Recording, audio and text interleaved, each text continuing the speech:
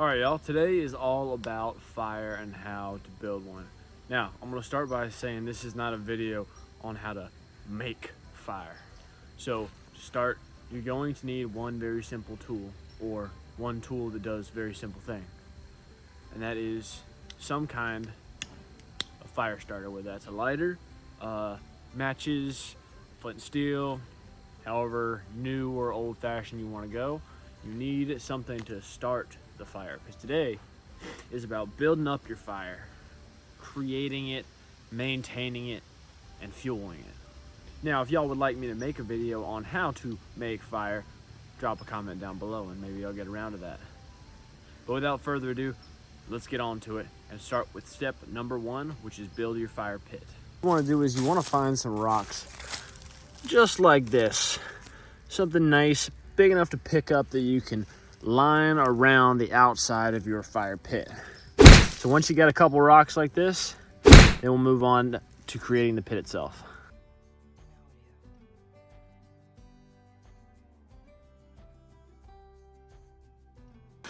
Once you got a good amount of rocks collected, you want to pick a spot on the ground and you want to clear away all the debris.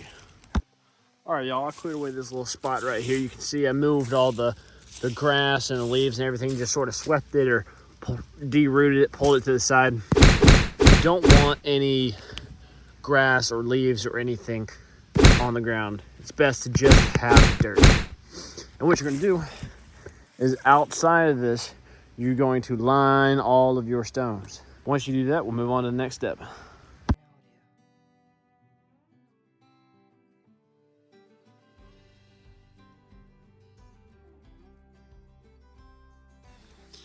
All right, now that we've got our fire pit built, you might be saying to yourself, all right, fire time?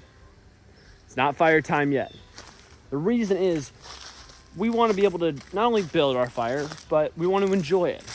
So now what we need to do is we need to find wood. Now, when it comes to looking for wood, you want to look for 3 different kinds of wood. The first is going to be kindling, which are your small sticks and your fine dead wood, something that's going to burn quickly and easily to get your fire up and roaring. Next, you're going to have your small sticks, things that you could put on top of that burning kindling to help maintain that fire. And from there, you get bigger and bigger and bigger.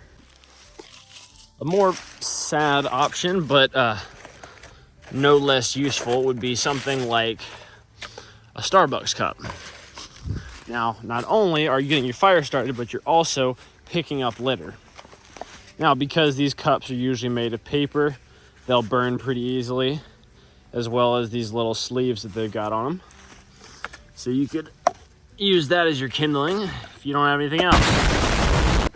All right, when you want to find your small branches, trees like this that have fallen over but aren't on the ground are absolutely perfect. What you want to do is you want to look, you want to see, yep, that snaps off real easy. See if it'll focus. That's very, very dry in there. You want dry wood, that's what you need.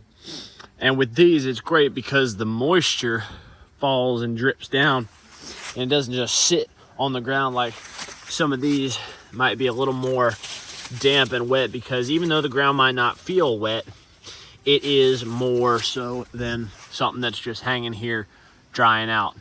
So snap off a bunch of these, just crack them, take as much as you want. You could take them all the way up to the logs, because we can just break them down and start using them for the different sizes of firewood. What I recommend you might do is make some piles on the ground or on an elevated surface near your fire pit, so you can easily determine, okay, which ones are which. Even if it gets dark, you need to throw some more wood on the fire, you've got them set, you've got it organized, and you've got it in arm's reach if you need to hop on that fire real quick.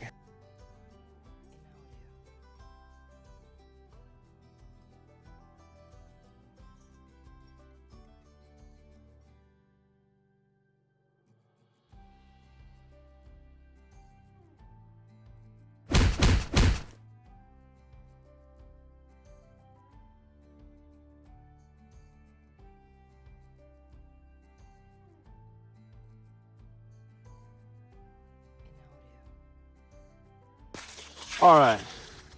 Once you've got a couple of sticks piled up, what I've done here, this is a pro tip, you see, is I've put 2 big sticks in between so that there's a gap underneath my firewood. That way it's not just sitting on the wet ground. You see there's water in them leaves because it's been raining here a little bit. That way there's a little bit of air underneath it so this stays nice and dry. Now, before there is any talk of fire making, you need to take one huge precaution, and that is to have this water. Not any other kind of beverage, water. Because if that fire gets out of control and you can't do anything about it, you're up creek without a paddle. And remember, only you can prevent forest fires. All right, so if you'll notice right in front of me, we've got this little stick right here. Now what I've done is just taken any old stick with a fork in it, that's that shape you're making right there, and I've just stuck it right in the ground right there. And why I've done that is that when we light up our kindling, what we want to do is we want to take the slightly bigger sticks after we pile our small ones on there, and you want to start lining them up, stacking them on here. That way, as that heat rises and grows, it's going to ignite these bigger sticks, and it's not just going to collapse all on top of the kindling because it's being held up by this little fork here, you see? Now, initially I was going to go for the cotton to get us started, but I kind of am liking this idea of the Starbucks cup. You know, it is pumpkin spice latte season, so yeah, let's use a Starbucks cup as kindling. Who would have thought?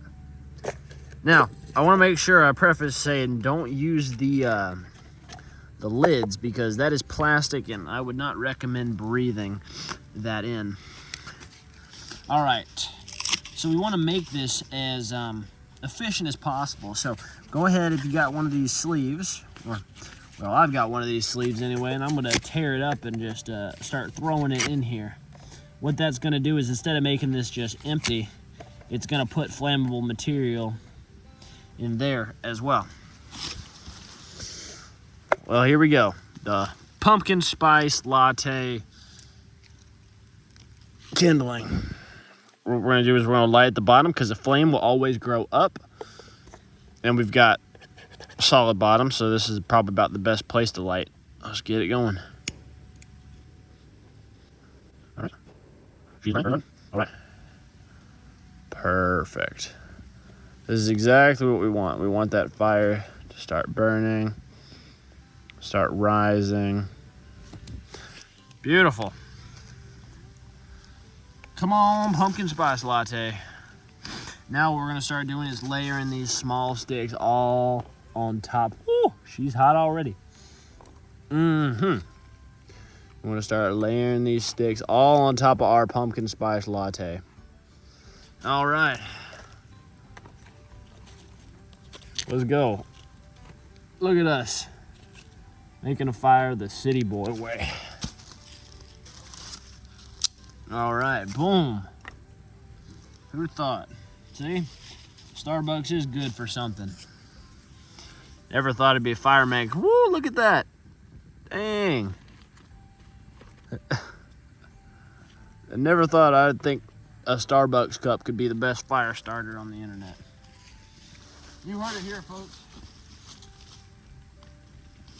Now that we've got that fire up and roaring, you really want to start lining these big old sticks all around, using that fork as your centerpiece.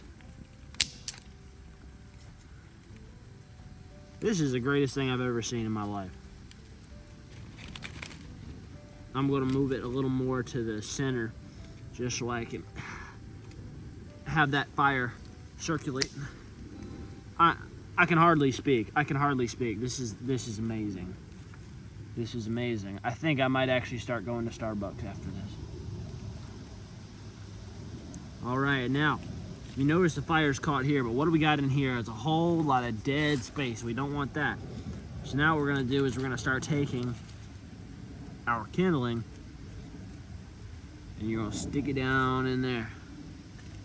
And you wanna fill all of that space as much as you can, because when this fire starts growing down and burning down, you want it to have something to ignite to.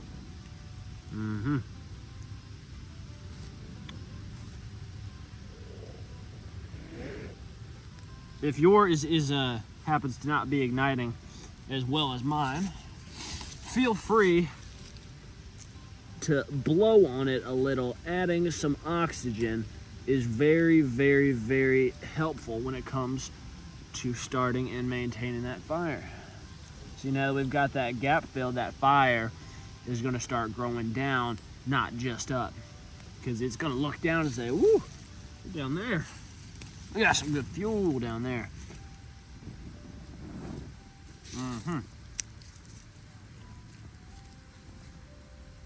And now we just keep on stacking.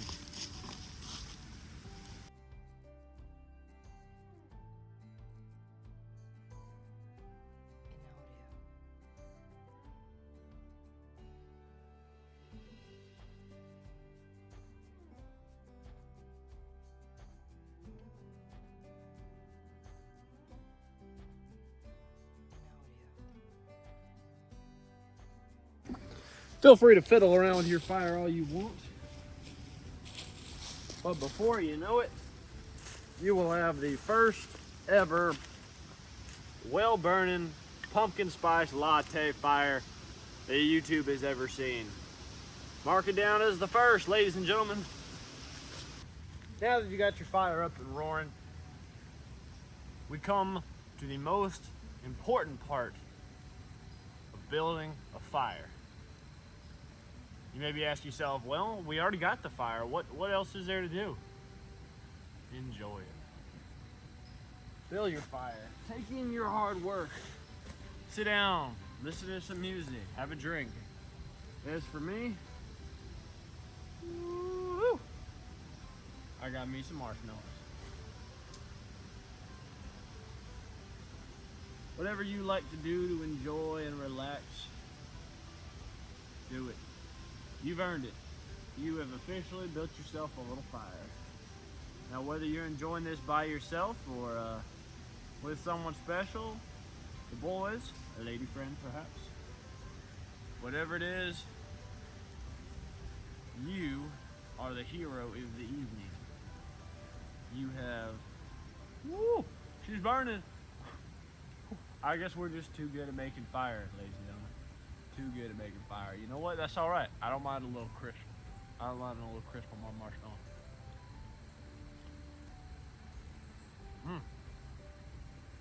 I know it's bad manners to eat in front of somebody, but ooh, that's just too good to not.